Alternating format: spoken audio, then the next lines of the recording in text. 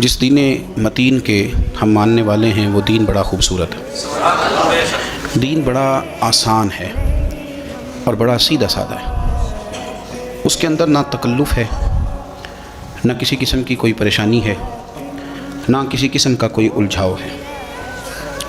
دین کی تشریحات کرنے والے بعض لوگ اس کی تشریحات اتنی مشکل کرتے ہیں، اور دین پر عمل کرنے والے لوگ بعض اوقات اتنے مشکل احکام کی طرف توجہ کرتے ہیں کہ جو نیا آنے والا آدمی ہے وہ پریشان ہو جاتا ہے۔ کچھ چیزوں کو اتنا مشکل بنا کر پیش کیا جاتا ہے کہ اگر کسی کو بطور مبلغ کے دعوت دین دی جائے تو وہ ڈر جاتا ہے کہ میں اتنا مشکل کام کس طرح کر کے کروں گا۔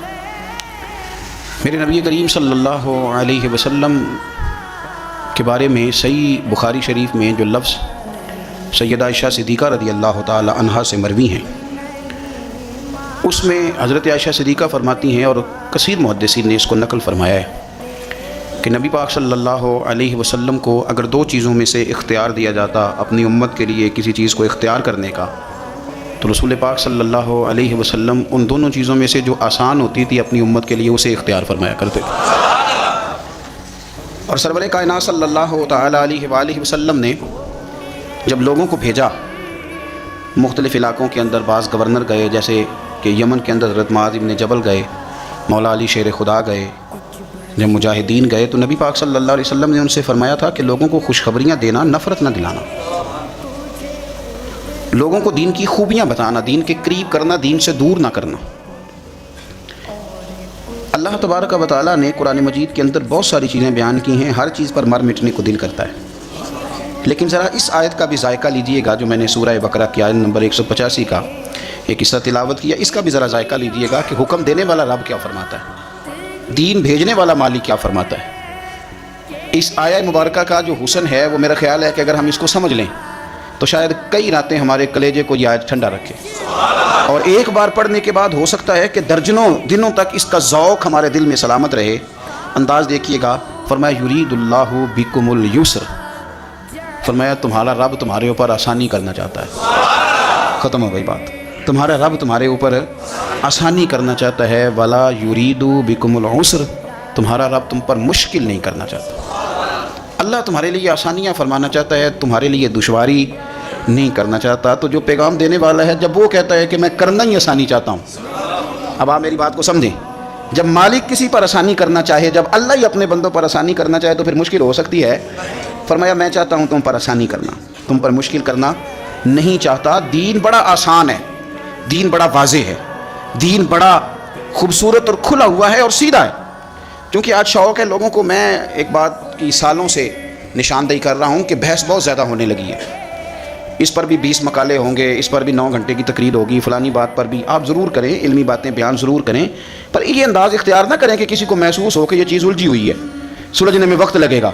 دین بڑا آسان ہے، رسول پاک علیہ السلام نے سارا سلجھا ہوا دین ہمیں عطا فرمایا، اس میں کوئی تشدد نہیں، کوئی جبر نہیں، کسی جگہ کسی شخص کے لیے آزمائش نہیں، بالکل آپ کی طبیعت کے فطرت کے مطابق دین چلتا ہے۔ یہ الگ بات ہے کہ ہم نے فطرتیں اپنی بدلنی شروع کر دی ہیں، مزاج ہی بدلنے شروع کر دی ہیں، ذوق ہی بدلنے شروع کر دیے ہیں، ورنہ جو انسان کا اس کی فطرت کا اصل ذائقہ ہے، دین اس ذائقے سے بات کرتا ہے، اس ذائقے کے ساتھ۔ اور آسان دین رسول کریم صلی اللہ علیہ وسلم نے ہمیں دیا، دین آسان ہے، بس آپ سمجھ لیں اس بات، یہ مشکل نہیں ہے۔ حضور صلی اللہ علیہ وسلم نے ہمیں آسان دین دیا۔ پرانی امتوں کے اندر جو دین کے معاملات تھے وہ بڑے مشکل تھے، آپ سن لیتے ہیں تقریریں، کبھی غور کیا کریں نا، کہ کسی شخص کے وجود کے کسی حصے کو اگر نجاست لگ جاتی تھی تو وہ دھونے سے پاک نہیں ہوتا تھا، اس حصے کو کاٹنا پڑتا تھا۔ آپ اس دشواری اور تکلیف کو محسوس کریں، کسی کپڑے کو نجاست لگ جاتی تو اسے کاٹنا پڑتا تھا، جلانا پڑتا تھا۔ مال غنیمت اگر کسی بندے کو مل گیا تو وہ اس کے لیے جائز نہیں تھا، وہ آسمان سے بجلی آ کے اسے جلایا کرتی۔ اور یہ کتنی مشکل بات ہے، ہم انسان ہیں، غلطی ہو جاتی ہے، نہ چاہتے ہوئے بھی ہو جاتی ہے، آمدن نہیں سہون بھی ہو جاتی ہے، لیکن گناہ ہو جائے اور سویرے دروازے پہ لکھا جائے تو گھر سے نکلنا دشوار نہیں ہو جاتا۔ آپ اندازہ فرمائیں کتنا مشکل۔ اگرچہ ہمارے علماء نے تصریحات کر دی ہیں کہ بنی اسرائیل پر یہ جو سخت حکم آئے تھے یہ بطور سزا کے آئے تھے، انہوں نے نافرمانیاں اتنے کی تھی کہ بطور سزا کے حکم آئے۔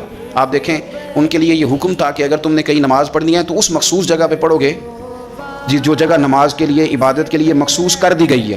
تیرے میرے لیے یہ حکم نہیں ہے، تیری گاڑی میں پانی کی بوتل ہے، مصلی ہے، نماز کا وقت آ گیا، وضو کر، جہاں بھی تو چاہے مصلی بچھا کے نماز پڑھ، رب اسے قبول فرما لے گا۔ یہ آسانی کر دی دین نے. لیکن ہمارا یہ حال ہے کہ اتنے آسان دین پر بھی لوگوں کے لیے عمل کرنا مشکل ہے. اب کسی بندے سے پوچھیں کہ دین تو کہتا بڑا مشکل کام ہے. مثلا کیا مشکل ہے؟ وضو کرنا، نماز پڑھنا، عبادت کرنا کیا مشکل محسوس ہوتا ہے؟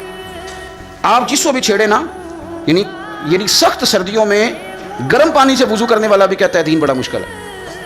یعنی مسجد کے اندر گرم پانی کا انتظام موجود ہے، ہیٹر چل رہے ہیں، ہر آسانی موجود ہے، مشکل صرف سویرے فجر میں آنکھ کھولنا ہے، اس کے علاوہ کوئی شے مشکل ہے نہیں ہے. تو ہم نے بلا وجہ بڑا مشکل ہے جی آپ کو پتہ ہے. پھر دین پہ چلنا مثلا کیا مشکل ہے؟ داڑھی کا وزن ہوتا ہے، یہ رکھیں تو گردن جھک جاتی ہے، کیا مشکل ہے؟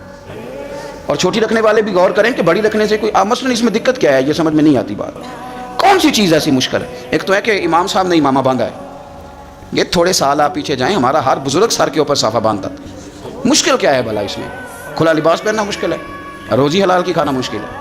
مشکل تو جو ہم نے پیدا کر لی اپنی مرضی سے وہ مشکل ہے، ورنہ دین تو بڑا پیارا ہے جو میرے رسول پاک نے عطا فرمایا.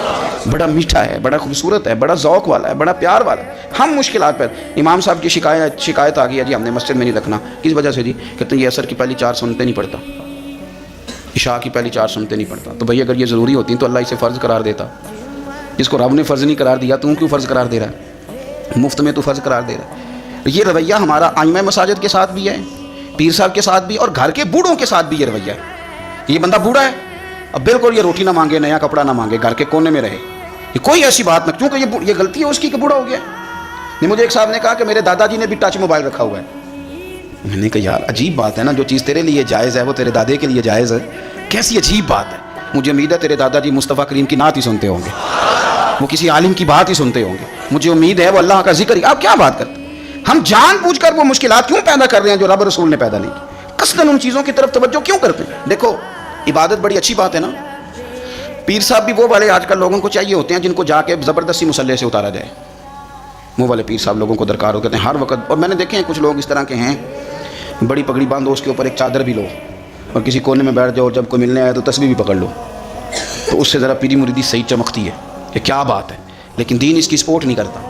میرے رسول پاک جی تو نے تو تسبیح پکڑ لیا نا کہ کوئی ملنے آیا تو پتہ چلے میں بڑا صوفی آدمی ہوں. اور میرے نبی پاک کا طریقہ کیا ہے؟ کوئی انتظار کر رہا ہوتا تھا تو حضور نماز بھی مختصر فرما دیتے تھے، فرماتے تھے بعد میں پڑھ لوں گا، اب یہ ملنے آیا اسے وقت کی ضرورت ہے. اب میری بات کو سمجھیں، دین نے جو آسانی دی ہے، بخاری مسلم میں حدیث ہے نبی پاک صلی اللہ تعالیٰ علیہ وسلم کے نا کچھ صحابہ شوق کے عبادت میں، کچھ متشدد لوگ بھی ہوتے ہیں نا، شوق کے عبادت میں وہ آ گئے اور حضور صلی اللہ علیہ وسلم کی ازواج مطہرات سے آ کے پوچھا کہ بتائیں نبی پاک نماز کیسے پڑھتے تھے. اب وہ اس شوق میں آئے تھے کہ ہمیں پتہ چلے گا کہ حضور ساری رات مصلی پہ رہتے ہیں. اگرچہ بعض احادیث میں یہ ملتا ہے لیکن وہ کبھی کبھار ہوتا تھا. ان کا خیال تھا کہ ہمیں ملنا چاہیے، حضور ساری رات نماز پڑھتے تھے تو ہم بھی ساری رات پڑھیں. ایک ذہن بنا لیا جاتا ہے نا. اور بعض لوگ سمجھتے ہیں کہ میں نے تھوڑا سا نا 2 قدم بڑھ کے زیادہ نیک بننا ہے. آ کے پوچھا، یہ سیاستہ میں حدیث ہے کہ حضور کتنی نماز پڑھتے تھے، تو مومنوں کی ماؤں نے کہا کہ نبی پاک عشاء پڑھ کے آتے تھے، آرام کرتے تھے، تہجد کے وقت اٹھ کے نفل پڑھتے تھے. اب بھی یہ بات سننے کے بعد بھی انہوں نے مشورہ اور کرنا شروع کر دیا. پہلے گئے کہ معلومات کرتے ہیں، جس طرح حضور نماز پڑھتے تھے ہم بھی اسی طرح پڑھیں گے. اب جب جواب ان کی مرضی کا نہ آیا، اب انہوں نے کیا کہا؟ کہنے لگے جناب حضور کے صدقے تو اللہ نے اگلے پچھلوں کے گناہ معاف کر دیے، وہ تو پیغمبر ہے، رسول ہے، معصوم ہے، ہم تو گناہ گار ہیں، حضور تو تھوڑی بھی پڑھیں تو ٹھیک ہے، ہمیں زیادہ پڑھنی چاہیے. ایک کہنے لگے میں ساری رات نفل پڑھوں گا، دوسرے کہنے لگے میں تو ہر روز روزہ رکھا کروں گا، تیسرے نے کہا کہ میں شادی نہیں کروں گا، اکیلا ہی رہوں گا، عبادت ریاضت میں رہوں گا. اللہ کے رسول صلی اللہ علیہ وسلم نے بات سن لی اور حضور نے بات سن کے بڑے ٹھنڈے اور بڑے میٹھے انداز میں فرمایا میں تم سب سے زیادہ رب کو جانتا ہوں اور میں تم سب سے بڑھ کر اپنے رب سے ڈرتا ہوں. فرمایا میں عبادت بھی کرتا ہوں، آرام بھی کرتا ہوں، میں نکاح بھی کرتا ہوں اور عبادت بھی کرتا ہوں، میں اللہ کی بارگاہ میں بھی حاضر ہوتا ہوں اور حقوق العباد بھی ادا کرتا ہوں. فرمایا یہی میری سنت ہے، اس کو اپناؤ گے تو میرے طریقے پہ چلو گے، اور جس نے میرا طریقہ چھوڑ دیا اس کا میرے ساتھ کوئی تعلق نہیں ہے. عبادت میں شدت کرنے سے حضور نے منع فرمایا. میرے بھائی نبی پاک صلی اللہ علیہ وسلم نے ہمیں آسان دین عطا فرمایا، مشکل نہیں، آسان دین. حضرت عبداللہ ابن عمر رضی اللہ تعالیٰ عنہ بڑے نیک آدمی، حضور نے خود کہا بڑے نیک آدمی. انہوں نے ایک دفعہ فیصلہ کیا کہ میں نے روز روزہ رکھنا ہے، ہر روز روزہ. آپ تھوڑا سا اس کو سمجھیں کہ اگر بابا جی روز روزہ رکھیں گے تو انہوں نے تو نفل روزہ رکھنا ہے، لیکن جس ان کی بہو نے بیچاری نے رات اٹھ کے بچوں کو دودھ بھی پلانا ہے. ایک دفعہ وہ سحری میں اٹھے گی ان کے اللہ خیر کرے روزے کے لیے، پھر اٹھے گی بچوں کو ناشتہ بنانے کے لیے. بابا جی چاہے فجر پڑھ کے 11 بجے تک سوئیں، مشکل ہوتی ہے کہ نہیں ہوتی؟ تو حضرت عبداللہ ابن عمر رضی اللہ تعالیٰ عنہ نے ارادہ کیا روز روزہ رکھوں گا، اور وہ رکھنے لگے. یعنی روزہ رکھنے کی بھی کوئی شکایت ہوتی ہے، لیکن ان کے گھر والوں نے شکایت بھیجی کہ حضور روز روزہ رکھتا ہے. حضور نے بلایا اور میرے نبی پاک صلی اللہ تعالیٰ علیہ وسلم فرمانے لگے تمہیں پتہ ہے ایک نیکی پر اللہ 10 کا اجر دیتا ہے؟ یا رسول اللہ دیتا ہے. فرمایا تو مہینے میں 3 روزے رکھا کر, ایک روزے پر اللہ 10 روزوں کا ثواب دے گا, تو 3 رکھنا پورے مہینے کا ثواب مل جائے. حضور صلی اللہ تعالیٰ علیہ وسلم نے فرمایا کہ 3 روزے رکھ لیا کر, اللہ 30 کا ثواب دے گا. حضرت عبداللہ ابن عمر بعد میں پچھتایا کرتے تھے, فرماتے تھے مجھے اس پر اکتفا کرنا چاہیے تھا, لیکن میں نے عرض کیا اور ادب سے عرض کیا. میں نے کہا یا رسول اللہ میں اس سے زیادہ بھی طاقت رکھتا ہوں. تو نبی پاک نے فرمایا چل ٹھیک ہے 2 دن چھوڑ کے 1 دن روزہ رکھ لیا کر. میں نے عرض کی یا رسول اللہ صلی اللہ علیہ وسلم میں اس سے زیادہ بھی طاقت رکھتا ہوں. تو رسول کریم صلی اللہ علیہ وسلم نے فرمایا پھر حضرت داؤد علیہ السلام کے طریقے پہ عمل کر, 1 دن روزہ رکھ لے 1 دن افطار کر لے. کہتے میں نے کچھ اور بھی عرض کیا تو حضور نے فرمایا بس کر, میں نے تمہیں وہ چیز بتائی ہے جو تمہارے لیے بڑی خیر والی ہے, اب اس سے آگے بڑھنے کی ضرورت ہے. یعنی روز روزہ دیکھیں نا, روزہ رکھنے کی بھی کوئی شکایت ہے, لیکن یہ دین اتنا مشکل نہیں جتنا ہم اس کے لیے مشکلات پیدا کر لیتے ہیں. حضرت زینب رضی اللہ تعالیٰ عنہ نے مسجد نبوی کے 2 ستونوں کے درمیان رسی بندھوا دی تھی کہ جب تھک جاؤں گی نا میرے سے کھڑا نہیں ہوا جائے گا تو میں رسی کے ساتھ لٹک جاؤں گی, پر میں نے نفل زیادہ پڑھنے. حضور کی اہلیہ محترمہ نے کہ میں یہاں لٹک جاؤں گی پر میں نفل زیادہ پڑھنے. اب بظاہر تو بڑا پیارا کام لگتا ہے نا, کہتے ہیں فلانے صاحب میں مصلی پہ ہی رہتے ہیں, میں نے نفل زیادہ پڑھنے. تو نبی پاک صلی اللہ علیہ وسلم نے فرمایا رسی کھول دو, جتنے تمہیں جاگتے جاگتے پڑھے جائیں نا اتنے پڑھ لیا کرو, باقی وقت آرام کیا کرو. یہ دین اس طرح آپ اس کے تقاضوں دیکھیں, ہم نے نا اتنا مشکل کر دیا اور اتنا مشکل کر دیا. ہم نے بزرگوں کی باتیں آپ کو بتائی ہیں کہ وہ 40 سال عشاء کے وضو سے فجر پڑھتے تھے, پر وہ مستحب عمل ہے, وہ فرض نہیں ہے, وہ واجب نہیں ہے. اس کا یہ معنی نہیں ہے کہ اب آپ کہیں کہ یہ چونکہ ساری رات پڑھنے پڑتے ہیں 40 سال پڑھنے. مجھے ایک صاحب کہنے لگے میں نے سنا ہے کہ تہجد شروع کر لو تو پھر ہمیشہ پڑھنی پڑتی ہے. ہم نے ذہن بنا لیا ہے کہ یہ بات اگر یہ ہو گئی تو پھر خرابی ہو جائے. اس طرح نہیں ہے, آپ دین کے مزاج کو سمجھیں. یعنی عمرہ کر لیا تو اب حج فرض ہو گیا ہے, تو جس بندے کے پاس قرضہ اتارنے کو پیسے نہیں اس پر حج کیسے فرض ہو گیا؟ عمرہ ہے, حج ہے. جان بوجھ کر اگر آپ مشکلات پیدا کریں گے تو آپ دشواری میں آ جائیں گے. دیکھو نماز بھی پڑھیں تو کچھ دیر پڑھیں, کچھ دیر آرام کریں, اور روزہ بھی رکھیں تو 1 دن رکھیں اور 1 دن آرام کریں. پھر میرے رسول پاک صلی اللہ علیہ وسلم نے آئمہ مساجد کو حکم دیا, فرمایا جب لوگوں کو نماز پڑھاؤ تو مختصر پڑھاؤ, اور جب تم نے خود پڑھنی ہو تو جتنی مرضی لمبی پڑھو. خود پڑھنی ہو تو حضرت معاذ بن جبل رضی اللہ تعالیٰ عنہ حضور سید عالم صلی اللہ علیہ وسلم کے ساتھ وہ کھڑے ہوئے نفل کی نماز میں, تو دیکھا کہ سرکار نے پہلی رکعت کے اندر سورہ بقرہ کی تلاوت کی. اب وہ ایک مسجد کے امام تھے, وہاں جا کے انہوں نے بھی پہلی رکعت میں سورہ بقرہ پڑھنی شروع کر دی. یعنی 2.25 سپارے وہ بھی ایک رکعت میں. ایک آدمی مزدور آدمی تھا پیچھے, وہ بیچارہ تھک گیا, اور جب کچھ دیر تو وہ کھڑا رہا پھر وہ تھک گیا.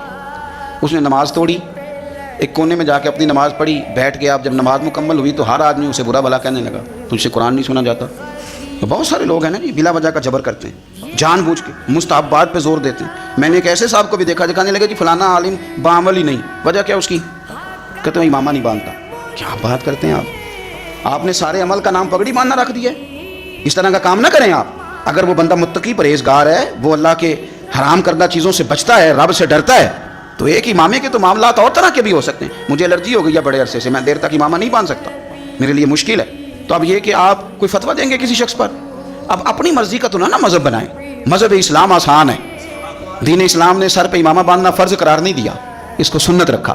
تو جب دین نے سنت رکھا ہے تو صاحب آپ کیوں اسے فرض کہہ رہے ہیں؟ نبی پاک صلی اللہ تعالیٰ علیہ وآلہ وسلم کے صحابی حضرت معاذ ابن جبل کے پیچھے وہ نماز پڑھنے والے بندے نے کیا کیا؟ اس نے نماز توڑ دی, اپنی پالی لوگ برا بھلا کہنے لگے. اب وہ شخص اکیلا تھا, پریشان ہو گیا. اب اس کے اندر تو کچھ اور تھا نہیں, تھکا ہوا تھا. اس نے کہا یار تم نے مجھے بہت تکلیف دی, میں اب حضور کی بارگاہ میں جاؤں گا. جا کے عرض کی یا رسول اللہ صلی اللہ علیہ وسلم میں اونٹ چرانے والا آدمی ہوں, میں تھک جاتا ہوں, تکلیف میں ہوں. معاذ ابن جبل ہمیں نماز پڑھاتے ہیں اور بڑے پیارے صحابی ہیں حضرت معاذ ابن جبل, لیکن فرماتے ہیں حضور اتنی لمبی نماز پڑھائی کہ میں تھک گیا, اور پھر میں نے اپنی نماز پڑھی اور نماز پڑھ کے حضور میں بیٹھ گیا, لوگ مجھے برا بھلا کہہ رہے ہیں. حضرت ابو مسعود انصاری رضی اللہ تعالیٰ عنہ فرماتے ہیں میں بھی اس جماعت میں شریک تھا, میں نے حضور کو اتنے غصے میں کبھی نہیں دیکھا. فرمایا بلاؤ نا معاذ ابن جبل کو. حضرت معاذ ابن جبل آئے تو حضور فرمان, یہ لفظ ہیں حدیث کے, حضور فرمانے لگے کس نے اجازت دی اتنی لمبی نماز پڑھانے, کس نے تمہیں اجازت دی؟ فرمایا میں لوگوں کو دین کے قریب کرتا ہوں, تو دور کرتا ہے. فرمایا زیادہ سے زیادہ تو نے پڑھنی ہو تو سورہ شمس پڑھ لیا کر, سورۃ الدعا پڑھ لیا کر. تو نے سورۃ بقرہ ہی شروع کر دیا. کس نے تجھے کہا کہ تو لوگوں کو دین سے دور کرے؟ رسول کائنات صلی اللہ تعالیٰ علیہ وسلم نے ایک تو کہا کہ تم نماز بھی پڑھاؤ گے تو معتدل پڑھاؤ, درمیانی. کیا حسین لفظ ہیں. اس حدیث پر وجد آتا ہے یار نماز اللہ کی, اس میں کسی اور کا خیال آ سکتا ہے؟ پر پڑھو نا حدیث, مزہ آ جاتا ہے. حضور فرماتے ہیں میرا دل کرتا ہے میں نماز لمبی پڑھاؤں, پھر پیچھے سے کوئی بچہ رو پڑتا ہے, تو میرا دل کرتا ہے اس کی ماں پریشان ہوگی، میں نماز مختصر کر دیتا ہوں۔ حضور نماز اللہ کی خیال بندوں کا، تو رسول پاک صلی اللہ علیہ وسلم نماز مختصر پڑھتے ہیں لوگوں کو تکلیف نہ ہو، لیکن یہاں کچھ لوگ ضرورت سے زیادہ، وہ جی ہمارے شیخ تو ساری رات نفل پڑھتے ہیں، تو بھائی پڑھتے ہوں گے آپ کے شیخ، کس نے منع کیا؟ مجھے ایک صاحب کہنے لگے ہمارے حضرت ساری رات نفل پڑھتے ہیں، میں نے کہا ان کو کام بھی تو نفلوں کا ہے نا، نہ انہوں نے کوئی حدیث پاک پڑھنی، نہ اس کی شرح پڑھنی، نہ انہوں نے کسی تفسیر کو ہاتھ لگانا۔ حضرت جی ویلے ہیں، یہاں صبح 9 بجے سے زور تک تویز لکھنے، یہاں رات کو انہوں نے، وہ بھی آپ کا خیال ہے انہوں نے بتایا ہوگا، ویسے جو رات کو اکیلے میں نفل پڑھے نا، اب اس نے کوئی لائیو تو چلانے نہیں کہ آپ کو پتہ چل گیا نفل پڑھ رہا ہے، اگر وہ پڑھتا ہے تو اس کا اور اس کے اللہ کا یہ معاملہ ہے، اس میں اس طرح کا اس کا ابلاغ کرنے کا کوئی معنی۔ ہمارا یہ مزاج بن گیا کہ ضرورت سے زیادہ ایسی چیزوں کو ہم توجہ ان چیزوں پر دیتے ہیں جس کی شریعت ہمیں اجازت۔ نبی پاک صلی اللہ تعالیٰ علیہ وآلہ وسلم نے کیا فرمایا؟ حضور نے فرمایا دسترخوان پہ کھانا چنا ہو اور تمہیں بھوک لگی ہو، یعنی یہ مسئلہ روٹی کا ہے۔ وہ پنجابی میں کہتے ہیں کہ جے پیٹ نہ پئیاں روٹیاں تو پھر ساریاں گلاں چوٹیاں، بھائی کھانا ہی نہیں آپ نے کھلایا۔ وہ اقبال کے سامنے بھی ایک آدمی کو بڑی بھوک لگی ہوئی تھی تو ایک مولانا تقریر سنائے جا رہے تھے، سنی بڑے اچھے لوگ ہیں، محفل بھی کراتے ہیں، لنگر بھی کھلاتے ہیں، یہ بڑا حسین معاملہ ہے، لوگ مذاق تو اڑاتے ہیں پر اس کا حسن کبھی آپ ملاحظہ کریں۔ اقبال کے سامنے تقریر کیے جا رہا ہے مولانا صاحب، اور بندے کو بھوک لگی، وہ بڑا پریشان ہے کہ اب یہ چھوڑے تو روٹی بھی کھاؤں میں، بھوک شدت سے لگی ہو تو کچھ سوچتا ہی نہیں۔ تو وہ اقبال نے جب دیکھا تو اقبال کہنے لگے مولانا فاقہ کش کو درس شریعت سے کیا غرض، اس فاقہ کش کو درس شریعت سے کیا غرض، اس کے شکم کی آگ کو تو روٹی چاہیے، اسے روٹی دے لے پھر دین بتانا، مہربانی کر روٹی کھلا لے پھر اگلی بات کرنا۔ میرے بھائی غور کریں میری بات، اس لیے صوفیاء لنگر کا اہتمام بہت زیادہ کرتے کثرت کے ساتھ، اگر بھوک لگ جائے گی تو بڑے کام رہ جائیں۔ سیاستہ کی روایت عرض کرنا، حضور فرماتے ہیں روٹی لگی ہے، ادھر عشاء کی جماعت کھڑی ہو گئی، شارحین نے لکھا ہے شرط یہ ہے کہ بھوک شدید لگی ہو، شدید بھوک ہو، ہلکی بھوک پر یہ حکم نہیں، شدید بھوک لگی ہو، کھانا لگ گیا ادھر جماعت تیار ہوگی تو مدینے والے رسول فرماتے ہیں تو پہلے روٹی کھا لے پھر نماز میں شامل ہو جائے۔ اتنا سوکھا دین، اتنا آسان دین، اتنا مزیدار دین، اور یار اس سے تو پیارا دین کہاں سے لائے گا جو تیری بھوک کا بھی خیال رکھتا ہے، جو تیری بھوک تک کا خیال رکھتا ہے، تیری بھوک تک کا کہ اس نے روٹی کھانی ہے، پھر تجھے اگلی بات بتا، اتنا پیارا دین بھی کہیں سے ملے گا؟ میرے رسول کریم صلی اللہ علیہ وسلم نے درجہ بدرجہ ہمیں، یہ نماز تراویح کا معاملہ ہے نا جی، تو حضور نے ایک دن نماز تراویح پڑھائی تو بہت سارے لوگ آ گئے، اگلے دن دوسرے دن تراویح کے لیے حضور باہر آئے، جماعت کرائی تو اور زیادہ لوگ آ گئے، تیسرے دن جماعت کرائی تو چوتھے دن مسجد بھر گئی، حضور باہر ہی نہیں آئے جماعت کرانے کے لیے، لوگ انتظار کرتے رہے، حضور نہیں آئے۔ اگلے دن حضور فجر میں تشریف لائے تو فرمایا مجھے پتا تھا تم میرا انتظار کر اور تم بہت سارے آئے ہو، مجھے پتا تھا، بے خبر ہو جو غلاموں سے وہ آقا کیا ہے، مجھے پتا تھا تم آئے ہو۔ فرمایا میں آیا اس لیے نہیں کہ کہیں یہ 20 رکھتے تم پر فرض نہ کر دی جائیں، تم مشکل میں آ جاؤ، مشکل ہو جائے گی تمہارے لیے۔ اب تراویح سنت ہے، یعنی کسی وجہ سے رہ بھی جائے تو وہ والا جرمانہ نہیں جو فرض رہنے کا جرمانہ ہے، تو اگر وہ فرض ہو جاتی، میرے رسول پاک علیہ الصلوۃ والسلام نے ہمیں باتیں، یہ عدم تشدد، آپ یقین کریں کچھ لوگ نا ادب سکھا رہے ہوتے ہیں تو لگتا ہے یہ گولی بھی مار دیں گے ساتھ، اوے تجھے پتہ نہیں کہاں کھڑا ہے تو، او بھائی ٹھہر جا یار، تم کیا بندوق کے زور پہ بات کرے گا؟ یہ میرے ساتھ تو خیر لوگوں کا پیار بڑا زیادہ ہے، پھر بھی کچھ لوگ ٹائم لینے آتے ہیں تو حکم کرتے ہیں، کہتے ہیں جی کوئی ٹائم دے دے، محفل یہ تو ٹائم تھا محفل ہی نہیں کرائیں گے۔ اور میں نے کہا میں جب پیدا نہیں ہوا تھا تب محفل نہیں ہوتی تھی، مرنے کے بعد نہیں ہوں گی۔ آپ گن پوائنٹ پہ کیوں اس طرح کی باتیں کرتے؟ گن پوائنٹ پہ ایسی بلیک میلنگ کہ بندہ مجبور ہو جائے۔ سرور کائنات صلی اللہ علیہ وسلم نے عدم تشدد کی بات کی، یہ حدیث بخاری میں موجود ہے، لیکن اس کا پہلا حصہ ابو داؤد شریف میں، ایک بدو آدمی دیہاتی مسجد میں آیا، کیونکہ عرب میں مسجدیں تھی نہیں، اب تو اللہ کے فضل سے ہر آدمی کو مسجد کے آداب کا پتہ ہے، عرب شریف میں مسجدیں کوئی نہیں تھی، نہیں بنی ہیں، لوگوں کو آداب بھی نہیں آتے، وہ پہلے تو آیا تو ایک کونے میں 2 نفل پڑھے، اور نفل پڑھنے کے بعد دعا بڑی انوکھی مانگی، کہنے لگا اے اللہ ایک میرے اوپر رحم فرما اور ایک اپنے نبی پاک صلی اللہ علیہ وسلم پہ رحم فرما، اور کسی پہ نہ کرنا معاذ اللہ۔ حضور مسکرائے، حضور فرمانے لگے رب کی اتنی وسیع رحمت تھی اور تو نے محدود کر دیا اسے، بس 2 پہ رحم فرما اور نہ کسی پہ فرما۔ اگرچہ شارحین کہتے ہیں یہ بھی اس کا پیار تھا کہ یا اللہ میرے اور نبی پاک کے بیچ کسی اور کو شامل نہ کرنا، یہ بھی پیار تھا، لیکن حضور نے فرمایا اللہ کی رحمت وسیع ہے، اسے محدود نہ کر۔ ایک کونے میں نماز پڑھی، دوسرے کونے میں جا کے پیشاب کرنے لگ گیا، صحابہ دوڑے کہ اسے پکڑتے ہیں اور مارتے ہیں، اس کی تھوڑی مرمت کر کو، پتہ نہیں مسجد ہے۔ نبی پاک صلی اللہ علیہ وسلم نے فرمایا ٹھہر جاؤ، اسے پیشاب کر لینے دو۔ آپ کو بتاؤں اس حدیث پر بڑی بڑی یونیورسٹیوں میں ریسرچ ہوئی، اتنا بڑا فیصلہ، اتنا بڑا فیصلہ، بہت بڑے لوگ جو میڈیکل سے تعلق رکھتے تھے، مسانے پر بات کرتے تھے، انسانی مسانے پر، انہوں نے کہا کمال ہو گئی، اگر انسان کو بیچ میں پیشاب روکنا پڑ جائے تو بڑی شدید بیماریوں کا شکار ہو جاتا۔ مدینے والے رسول نے بتایا کہ مسجد کا ادب اپنی جگہ پہ، لیکن اس وقت جو کیفیت ہے اس کا رنگ اپنی جگہ پہ۔ فرمایا اسے نا پیشاب کر لینے دو، اسے مکمل کرنا۔ اس نے پیشاب کر لیا، हुजूर ने फरमाया जहाँ इसने पेशाब किया वहाँ पानी बहाओ, धो डालो मस्जिद को, और उस बंदे को करीब बुलाया। ना हुजूर के लफ्ज़ों में तशद्दुद था, ना अंदाज में कोई जबर था। हुजूर ने उसको थपकी दी और फरमाया तूने नमाज भी पढ़ी थी, पेशाब कैसे कर लिया? मस्जिदें नमाज के लिए हैं, पखाने और पेशाब के लिए नहीं है। मेरी बात को आप समझे, यानी कितना ये कभी फेल है बाजार कितनी गलत बात है कि मस्जिद में पेशाब कर देना। कोई किसी का बच्चा भी कर दे तो शायद हम गिरेबान पकड़ लें कि बच्चे को तू कौन ले आया, लेकिन एक जीगते जाते समझदार आदमी ने पेशाब किया। यहाँ तो हो सकता है कमेटी का सदर जो है वो बंद कर दे मस्जिद में आना कि तूने नहीं आज के बाद आना, तुझे पता को नहीं मस्जिद आने जाने। भाई जो ठंडा और मीठा दीन मेरे रसूल पाक ने अता फरमाया, उसकी कदर करो, उसको समझो, उसकी खूबसूरती पर गौर करो। एक हदीस पढ़ने लगा हूँ मैं सियासता से। हम पर इतराज़ करते हैं काफिर मुशरिक, कहते हैं इस्लाम की सज़ाएँ बड़ी सख्त हैं, चोर के हाथ ही काट देते हैं। लेकिन मैं कहता हूँ तुमने दीन पढ़ा नहीं ना, तुम करीब नहीं ना आए। काश तुम कभी आके इसको सीखते, तुम्हें पता चलता है इसका हुस्न कितना प्यारा है। एक गरीब से अभी हज़रत अबाद बिन शर्जील, देखिए इस्लाम चोर के हाथ काटने का हुक्म देता है, लेकिन जो उसका पस मंजर बयान करता है। ऐसे नहीं कि चोरी कर ली तो हाथ काट दिया। इस्लाम पहले देखता है कि वजह देखो चोरी क्यों की। हज़रत अबाद बिन शर्जील रज़ी अल्लाह तआला अन्हु कहते हैं भूख ने सता लिया, मजबूर हो गया, पड़ोसी के बाग में चोरी कर ली, कुछ फल खा लिए, कुछ चादर में छुपा लिए। उसने पकड़ लिया, मेरा कपड़ा भी छीन लिया। मैं इज़्ज़तदार आदमी था। इज़्ज़तदार आदमी जब इस तरह का मामला हो तो ज़मीन फट जाती है। फिर उसका दिल करता है कि अब मैं कहीं कहीं खो जाऊँ। कहते हैं उसने मुझे गिरफ्तार किया, जब वो ले जा रहा था तो मेरी आंखों के आगे अंधेरा था। यार क्या बनेगा? फरमाते मैं कुर्बान जाऊँ, ले गया मुझे दरवाज़ा रसूल पे। और उसने जब कोई बात सुनाता है तो अपने रंग में सुनाता है ना। अब आप मेरी बात पे गौर करें, कोई इस जगह खड़ा होना पड़ जाए तो ये कितना कठिन मरहला है। कहते मैं खड़ा था हुजूर के सामने, उसने कहा हुजूर इसने चोरी किया, ये देखे मैंने इसका कपड़ा छीना है। तो कहते हैं मेरे रसूल पाक ने मेरी तरफ तवज्जो की, और हुजूर ना तवज्जो मेरी तरफ कर रहे थे और बात उससे कर रहे थे जो पकड़ के लाया। हुजूर फरमाने लगे मुझे पता है ये गरीब है, ये तंगदस्त है, ये मकरूज है, ये परेशान है।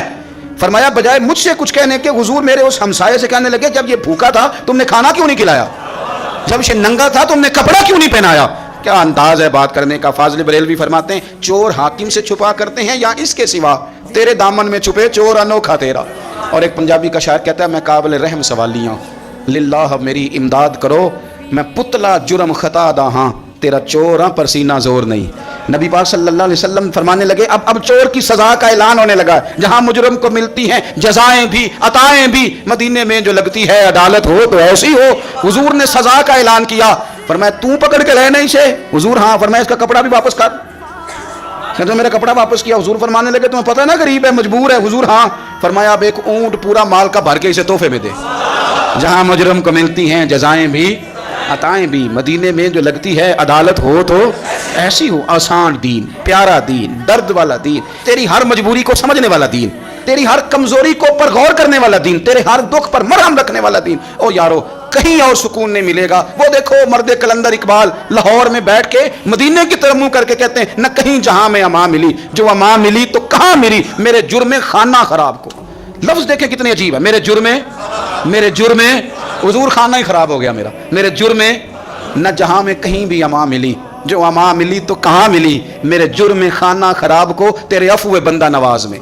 मेरे जुर्मे खाना खराब को तेरे अफुए बंदा नवाज में। हुजूर जो मेरा खाना खराब हो गया ये कहीं और बच नहीं सकता, ये आप ही बंदा नवाजी करेंगे तो करम होगा। मेरे जुर्मे खाना खराब को तेरे अफुए बंदा नवाज में। और फाजिल बरेलवी फरमाते हैं मैं मुजरिम हुआ का मुझे साथ ले लो, मैं मुजरिम हुआ का मुझे साथ ले लो कि रस्ते में हैं जा बजा थाने वाले। हुजूर बड़े बड़े ऐसे जो बड़े बड़े थाने वाले बैठे पकड़ लेंगे, क्योंकि मुजरिम जो हुआ बचेंगे कैसे। सोने तू साथ ले लेना, हमें डर आता है। मैं मुजरिम हुआ का मुझे साथ ले लो कि रस्ते में हैं जा बजा। दीन बड़ा आसान है। आप कोई भी और तरीका अपनाएंगे तो मुश्किल में आ जाएंगे। कोई भी दुनियादारी का, बरादरी का, कबीले का कोई भी और तरीका अपनाओगे उलझ जाओगे। बचना है, ठंडा रहना है, मीठा रहना है, ज़िंदगी को आसान करना है, मरने को आसान करना है, आखिरत को आसान करना है, तो मेरे नबी ने जो आसान दीन दिया उस दीन पर अमल करना शुरू करें। आसान दीन हुजूर ने हमें अता किया। अल्लाह ताला तौफीक अमल अता फरमाए। आखिर दावा अनिल हम्दुलिल्लाह।